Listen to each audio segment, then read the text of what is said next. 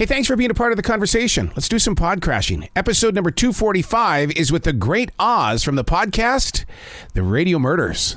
Good morning. I'm doing well. Thank you, Eric. How are you? Man, I got to tell you what, I am so glad that you are doing this podcast because there's a lot of invisible things that have happened to broadcasters throughout the years. And this right here, it puts us out there in the front. And we're learning something about Little Haiti. And it's right here on American soil. I had no clue, dude, until I fell across this.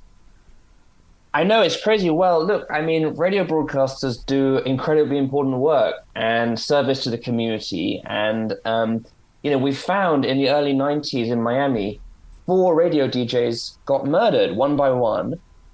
They had shows where they played music, they played dancehall and merengue, but they were also talking about politics. And They were calling out the military regime in Haiti, where they'd actually come from. And they got all these threats, and there was a sense that there were spies in the community. But 4 deaths on the streets of Miami, unsolved, that really piqued my interest as a journalist, and so I had to dive in. How did you get in with Anna? Because, I mean, she's a major piece. It's almost like you're waking up a sleeping bear by bringing her into this picture. Absolutely. So Anna Arana is an incredible investigative reporter. She puts everyone to shame. I mean, she was in Colombia almost interviewed Escobar and was told she should leave town in a hurry. She covered the wars in El Salvador and Honduras, and so she's a real badass. She was in Miami in the early 90s, and she covered these crimes. And she wrote a report saying, justice hasn't been served, there should be a federal investigation. And I just happened across her report, and I called her, and I said, so what happened? And she said, nothing ever happened. Wow. And I said, well, would you consider partnering with me on a podcast? And she said, what are you? You're in your 30s, you must have been wearing diapers when these crimes were committed. I said, that's true, more or less. But I think we can be a good team. And so we went to Miami together and we worked on it for almost 2 years. Do you look over your shoulder today? Because, I mean, you're bringing up some stuff that obviously, I mean, they went down because of a political reason. But, I mean, I would be looking over my shoulder every night. Well, obviously I'm in New York City, which is a way away from Miami.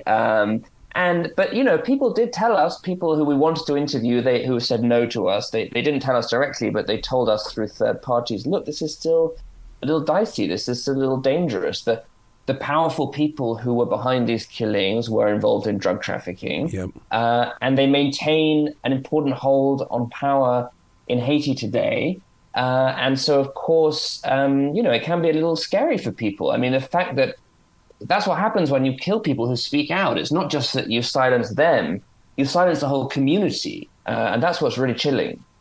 What is the most interesting part of the journey when you have to step back into the past to feed the present? Because, I mean, is it the investigative reporting? Is it the writing? Is it the releasing of it? I mean, because, I mean, it's all of it has to take place, but you yourself are changing with each episode.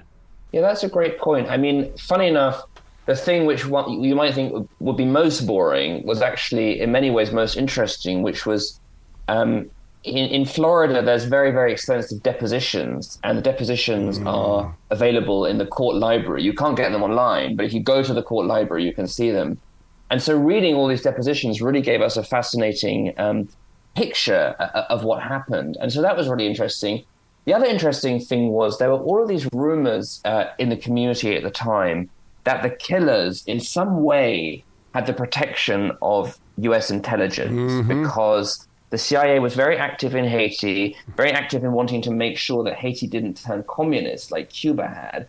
And so they had a lot of very bad people on the payroll. And unfortunately, we didn't find a smoking gun. But we did find these hints that the CIA were involved in monitoring the community in Miami, in particular this charismatic priest who led it. And that they were paying people who were involved in murders, at least in Haiti. And so one of the big open questions of our series that we sadly couldn't resolve was, these were political assassinations, but who knew what when? Is it possible that somebody in U.S. intelligence gave a green light?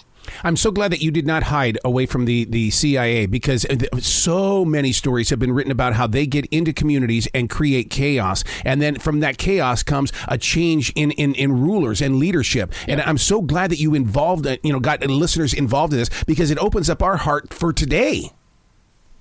Absolutely. I mean, absolutely. If you look at what happened recently in Haiti, the president was assassinated. Yep. two of the people who have been indicted, one of them is a former FBI informant and the other is a former DEA informant.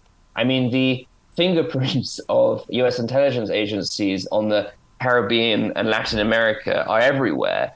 The big question, the big scandal would be, we know what these guys do in Latin America. Is it possible they could be active in the US and even subverting US law to achieve their aims in Latin America? And we didn't answer that question, but we raised it. I want podcasters to go and listen to this. And the reason why is because I understand that podcasting, we are the voice. We get to represent the people. But they've got to go in and look at the deeper story that you're putting into Silence the Radio Murders. Because this thing right here is a tool of you've got to watch out what you say, what you investigate, because someone is always on the lurk. Someone is always on the alert. That's exactly right. And, it takes courage to be a journalist all around the world. And there's a terrible moment of journalists, Evan Gershkovich, the Wall Street Journal reporter in jail in Russia. But what happens if you don't have people who have the freedom to speak out is you end up with a whole society getting broken. And so, I know it's very politicized, the media right now in the US, but at the same time, I think everyone, regardless of political stripe, should be very committed to making sure that anyone can say what's on their mind without fear of violence, let alone murder. Does this inspire you to dig deeper into other stories about broadcasters and journalists? I mean, because what about Alan Berg of Denver, Colorado at KOA Radio? All of us, something went really wrong there as well. Yeah, that's a fascinating case with all kinds of, hints of, potential conspiracy as well. Yes, I'd be very interested in looking into that one. See, that's what I love about you, man. You are not afraid to chase a story, but in reality, and let's speak broadcaster to broadcaster here, or journalist, what is the time? Because most people think, go in there, bang it out, put it out, and I just don't see this podcast of yours being that type of thing. You put time and energy into this. Yeah, this was a 2-year investigation. It was a 2-year investigation, but. What's interesting is I think there's different ways you can present stories, right? Like, I think if we presented this as a, human rights report, it wouldn't have really grabbed people. But the truth is, yes, there are all these big implications, but it's also a very fascinating and I think delicious murder mystery and spy story. So, we have to meet our audiences where they are and entertain them, not just force stuff down their throats. And so I really hope with this podcast, even if you're not that interested in the politics and stuff, you'll still enjoy it as a simple murder mystery. But that if you are interested in the political background, there's a lot of richness there as well. Do you feel like you're living in a very lucky time in the way that, 5-10 years ago, it would have been just maybe a 15-minute story on 60 Minutes or in newsprint? My God, I mean, can you imagine telling this story on just a paragraph or 6 or 7? No, you're completely right, and I mean that's the joy of audio, is that of course a 2-year investigation is very resource intensive and expensive, but at the same time you can record and edit afterwards. And I think as radio has evolved and podcasting has come into the mix, there are whole new audiences who are very interested in different types of storytelling. So it's really cool not to have to boil it down to just 15 minutes and to be able to spend 8 episodes, so almost 5 hours with the story. Well, I hope that when the iHeartRadio Podcast Awards come out, the nominations, that your name is on that list, sir, because, I really, really love what you're doing with this.